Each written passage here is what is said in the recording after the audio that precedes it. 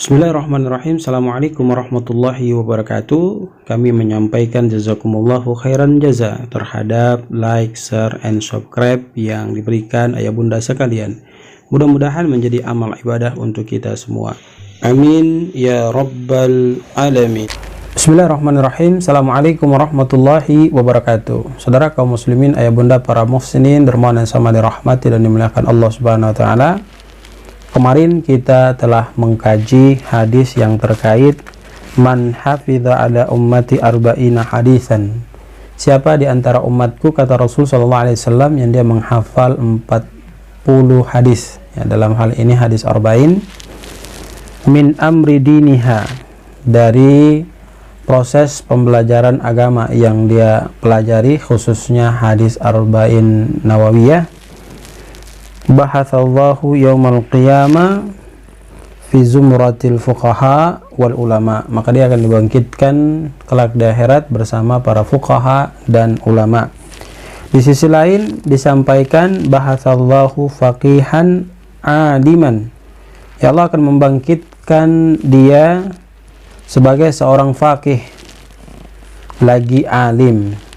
Kemudian ada penjelasan lain dari Abu Darda, itu mengatakan wa kuntu lahu yaumal qiyamah syafi'an wa syahidan.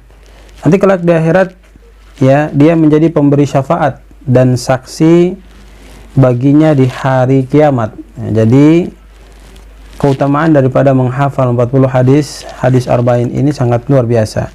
Dikatakan qila lahu, ya, dikatakan kepadanya, udkhul min ayyi abwabil jannati syi'ta, masuklah dari pintu mana saja yang hendak engkau inginkan untuk masuk surganya Allah Subhanahu wa taala. Kemudian di sisi lain dari Ibnu Umar radhiyallahu anhu, dia berkata, kutiba fi zumratil ulama wa khusyira fi zumrati syuhada'i. Dia dicatat sebagai rombongan ulama.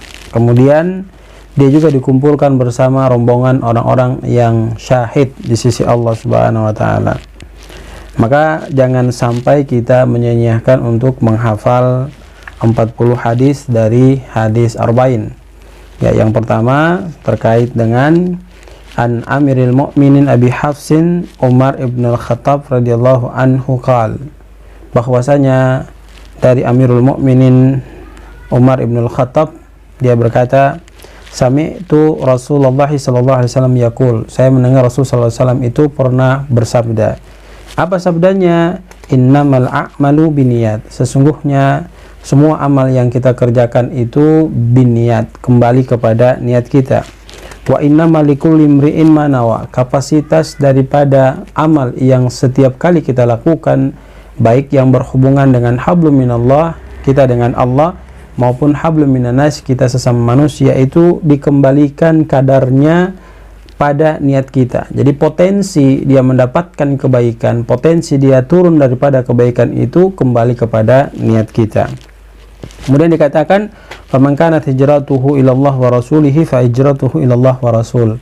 Siapa yang konteksnya sesuai dengan apa yang dimau Allah dan Rasulnya, maka kesuksesan, kebahagiaan, kesejahteraan akan mendampingi dirinya atau akan datang menjemput dirinya.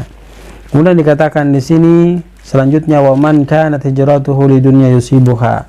Siapa yang dia itu melakukan hal tersebut tapi niatnya semata-mata ingin mencari dunia, maka Allah akan berikan dunia untuknya. Aw imra'atin yankihuha, atau seorang perempuan yang hendak dia nikahi, maka Allah akan antarkan wanita itu kepada dirinya. Fa hijratuhu ila ma hajara ilaihi, tapi ingat, dia hanya sebatas di dunia mendapatkan apa yang dia inginkan di dunia, dan sebatas dia ingin mendapatkan seorang wanita yang dia inginkan. Tapi kalau dia tidak melakukannya dengan benar, maka dia akan disiksa oleh Allah Subhanahu wa taala kelak di akhirat nanti. Kita masuk pada pembahasan innamah. Ya, innamah di sini dijelaskan itu adalah lil hasri, untuk pembatasan. Ya, lil hasri, untuk pembatasan. Artinya apa? Menetapkan hukum apa yang disebutkan dan menafikan dari selainnya. Ya, tadi kita sudah jelaskan bahwa sesungguhnya setiap amal yang kita lakukan itu ya kita tetapkan karena Allah Subhanahu wa taala, bukan karena siapa-siapa, bukan karena ingin mendapatkan pujian, sanjungan, kehormatan dari orang lain. Karena kita kerja ikhlas mengharap keridhaan Allah Subhanahu wa taala. Al-a'mal di sini adalah amal badaniyah, berupa ucapan dan perbuatan. Itu harus sesuai dengan konsep niat yang kita niatkan, sehingga mendatangkan pahala pada diri kita terkait dengan apa yang kita lakukan. Niat di sini ada dua kategori menurut bahasa itu, ya dia adalah tujuan. Jadi niat itu adalah merupakan tujuan utama kita, sedangkan menurut daripada syariat, tekad hati untuk melakukan sesuatu yang diiringi dengan perbuatan. Jadi tekad hati untuk melakukan sesuatu yang diiringi dengan perbuatan. Niat kemudian diiringi dengan perbuatan. Hati yang menentukan niat kebaikan itu kemudian ditindaklanjuti dengan perbuatan. Kemudian selanjutnya di sini dikatakan al-hijrah. Ya, al-hijrah itu artinya meninggalkan. Apa yang ditinggalkan? Ya, yang bersifat maksiat. Sedangkan menurut syariat ialah perpindahan dari negeri syirik ke negeri Islam, atau dari negeri kemaksiatan ke negeri istiqamah.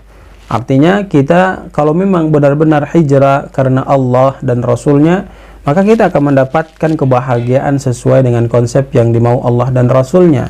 Tapi kalau kita hanya sekedar hijrah untuk yang tadi dijelaskan dunia, untuk sekedar mendapatkan seorang wanita, maka Allah akan memberikan fasilitas itu hanya sebatas di dunia.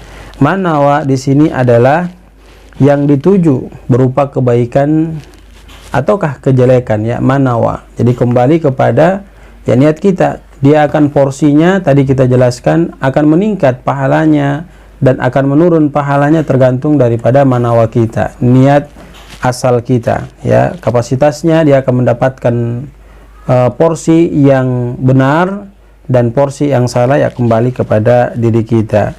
Dunia di sini adalah apa yang berada di atas permukaan bumi, ya, berupa udara, cuaca, dan dinamakan demikian karena bakal segera lenyap, ya. Jadi dunia, cuaca itu semua lenyap, termasuk kita pun akan lenyap.